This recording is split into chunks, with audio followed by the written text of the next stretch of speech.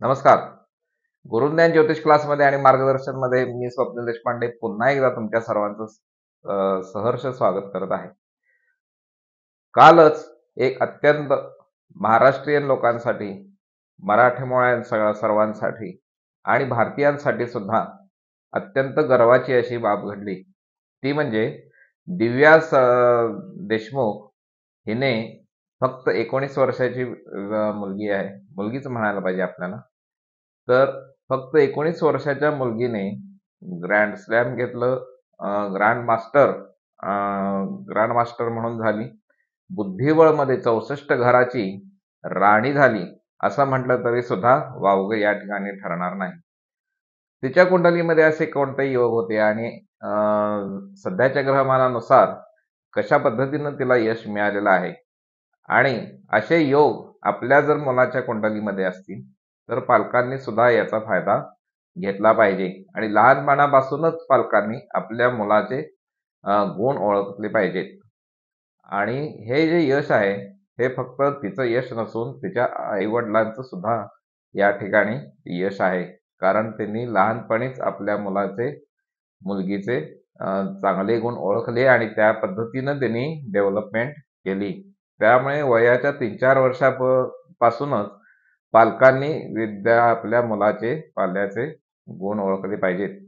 तेव्हा ही मुलं 18-19व्या वर्षी चांगल्या पद्धतीनं यशस्वी होऊ शकतात आणि जगभर तुमचं पण आणि स्वतःचं सुद्धा नाव प्रसिद्ध करू शकतात आणि गाजवू शकतात. जास्त वेळ न घालवता वळूया आपल्या विषयाकडे.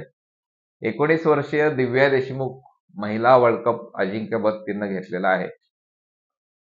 9 डिसेंबर 2005 साली तिचा जन्म झाला.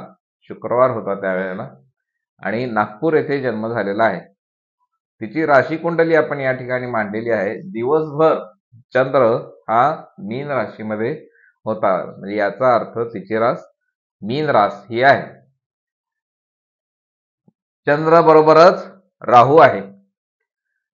आपण राजकारणाच्या कुंडलीमध्ये सुद्धा बघितले होते, म्हणजे देवेंद्र फडणवीस यांची कुंडली, उद्धव ठाकरे यांची कुंडली, यांच्या कुंडलीमध्ये सुद्धा चंद्र राहू एकत्र आहेत. म्हणजे जे राजकारणी सुद्धा लोक आहेत त्यांच्या कुंडलीमध्ये सुद्धा हे ग्रहमान आपण बघू शकतो.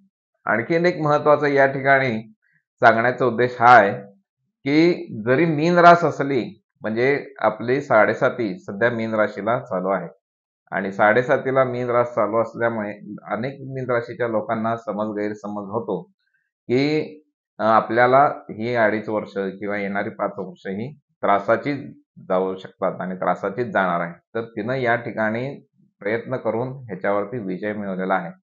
जरी तिची मीन रास असली तरी सुद्धा तिने महिलांच्या मध्ये अजिंक्यपद मिळवलेलं आहे. म्हणजे तुम्ही सुद्धा जर मीन रास तुमची असेल तर तुम्ही प्रयत्न करून तुम्ही सुद्धा यश संपादन करू शकता. हे एक चांगलं उदाहरण तिनं याद्वारे दिलेलं आहे. मेष राशीमध्ये मंगळ आहे. पाठवून द्यायचं.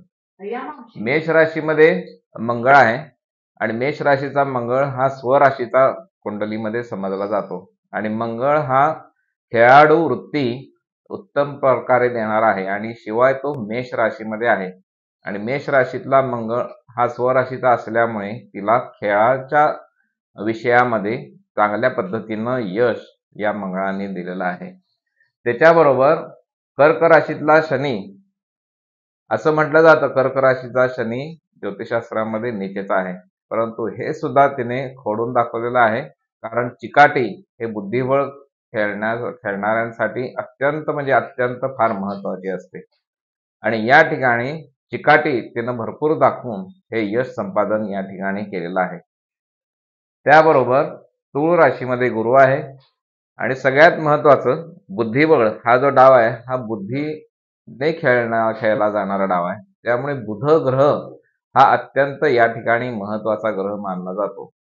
वृश्चिक राशीमध्ये बुध ज्योतिषशास्त्रामध्ये असू नये म्हणतात, परंतु याचे 2 पैलू असतात की जरी वृश्चिक राशीमध्ये बुध असला तर तो बुध इनबॅलेन्स असतो असं म्हटलं जातं. इनबॅलेन्सचा अर्थ असा आहे, एक तर तो जातक अत्यंत म्हणजे डोकं न चालणारा असू शकतो, नाहीतर अत्यंत कुशाग्र बुद्धीचा असा तो जातक असू शकतो, म्हणजे ज्याची अशी कुंडली आहे. तर या ठिकाणी तिनं वृश्चिक राशीचा बुध हा अत्यंत तिच्या कुंडलीप्रमाणे अत्यंत कुशाग्र बुद्धी तिला या ठिकाणी लाभलेली आहे. म्हणजे नुसता नॉर्मल बुध ग्रह असून चालत नाही, तर तो इनबॅलेन्स जरी असला तरी सुद्धा तिने स्वतःच्या बुद्धीचा वापर हा चांगल्या गोष्टींसाठी या ठिकाणी केलेला आहे. मकर राशीमध्ये शुक्र आणि नेपच्यून आहे. आता शुक्र हा ग्रह वैवाहिक जीवनाच्या बाबतीमध्ये आहे, तो विषय वेगळा जातो. परंतु या ठिकाणी बुध ग्रह आणि मंगळ ग्रह तिच्या कुंडलीमध्ये एकदम भारी काम केलेलं आहे आणि त्याच्यामुळं आपण म्हणू शकतो की त्याला यश सुद्धा आहे. आणि सध्याच्या दृष्टिकोनातून असं आहे की गुरु हा मिथुन राशीमध्ये आहे गोचरीने, आणि त्या गुरुची दृष्टी या तुळ राशीच्या गुरुवरती पडत आहे. नवपंचम योग होत आहे आणि हा अत्यंत चांगला योग तिच्या कुंडलीमध्ये सध्या होत आहे. म्हणजे येणारं वर्ष सुद्धा तिला अत्यंत फलदायी अशा पद्धतीनं जाणार आहे. यश चांगलं मिळणार आहे. फक्त या ठिकाणी थोडा कर्क राशीचा शनी जो आहे तो कधी ना कधीतरी परिणाम दाखवेल. म्हणजे एक नंबरला आपण असं वाक्य आहे की पहिल्या नंबरला येणं चांगली गोष्ट आहे, सोपी गोष्ट आहे, परंतु ते टिकवून ठेवणं ही फार मात्र अवघड गोष्ट असते. आणि हा अनुभव सुद्धा तिला भविष्य काळामध्ये येण्याची शक्यता नाकारता येत नाही. त्यामुळे एक नंबर टिकवणे हे सुद्धा तिच्याकडे चॅलेंजचं काम असणार आहे. तुमच्या कुंडलीमध्ये काही योग असतील अशा पद्धतीनं तुम्ही स्वतः अभ्यास करू शकता आणि तुम्हाला काही जरी प्रश्न असतील तर तुम्ही आम्हाला संपर्क करू शकता. 98 22 11 94 72 हा नंबर या ठिकाणी आपण दिलेला आहे. त्याच्यावर तुम्ही व्हॉट्सअपवरती जन्मतारीख आणि जन्मस्थळ तुमची पाठवायची आहे आणि आम्हाला काही प्रश्न तुमचे असतील तर विचारायचे, आम्ही तुम्हाला नक्की यामध्ये मार्गदर्शन करू. आणि व्हिडिओ आवडला असेल तर लाईक, शेअर, सबस्क्राईब करायला सुद्धा नक्की विसरू नका. नमस्कार.